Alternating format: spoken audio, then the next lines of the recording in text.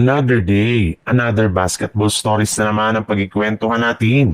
At ngayon nga, yung balitang may offer na nga daw ang Los Angeles Lakers sa Milwaukee Bucks.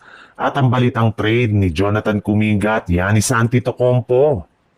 Matapos na mga naumingay ang trade rumors ni Giannis Antetokounmpo ngayon sa social media, ay nagkaroon nga ito ng calf injury sa kanyang naging laro laban sa Detroit Pistons. Pero sa kabila nga niyan ay patuloy pa rin nga ang mga pagsilabasa ng trade patungkol sa kanya gayong mas dumami na nga ang team na interesado na makuha ang kanyang serbisyo. At isa nga sa mga pinakamalaking team na gusto siyang makuha ay ang Los Angeles Lakers na balak itandem si Giannis Antetokounmpo kay Luka Doncic. Kapag nakuha nga nila ito ay siguradong makakabuo sila ng greatest duo ngayon sa buong NBA. Pero bago nga nila ito makuha ay kakailanganin muna nga nila na isakripisyo ang kanilang 6 na manlalaro na kinabibilangan ni Dalton Keunig, Gabe Vincent, Austin Reeves, Rui Hachimura at 2 future round pick.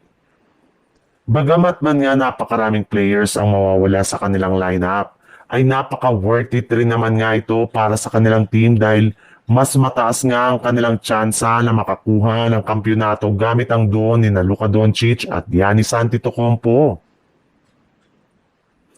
Sa ibang balita naman, sa ipinapakitang performance pa lang nga ng Golden State Warriors ay mukhang wala na talaga sila pang pag-asa pa maging competitive sa Western Conference. Kahit man nga andyan sina Stephen Curry at Jimmy Butler, ay hirap na hirap pa rin sila na makakuha ng panalo sa kanilang mga laro. Kaya malinaw na nga na kailangan na talaga ng Warriors na gumawa ng trade as soon as possible. At kung sakali man nga na gumawa sila ng trade ay posible nga ditong i-offer ang walang iba kundi si Jonathan Kuminga na siyang nag-iisang player nila na may pinakamataas na trade value ngayong season. Maaari nga daw nila itong magamit para makakuha ng ilang malalaking pangalan sa trade market, either si Giannis Antetokounmpo mula sa Milwaukee Bucks o di kaya si Domantas Sabonis mula sa Sacramento King. Alam naman nga po ninyo na matagal na ngang gustong umalis ni Kuminga sa Warriors at eto na nga ang pagkakataon niya na lumipat sa ibang kupunan at magkaroon ng oportunidad na maipakita ang kanyang tunay na laro.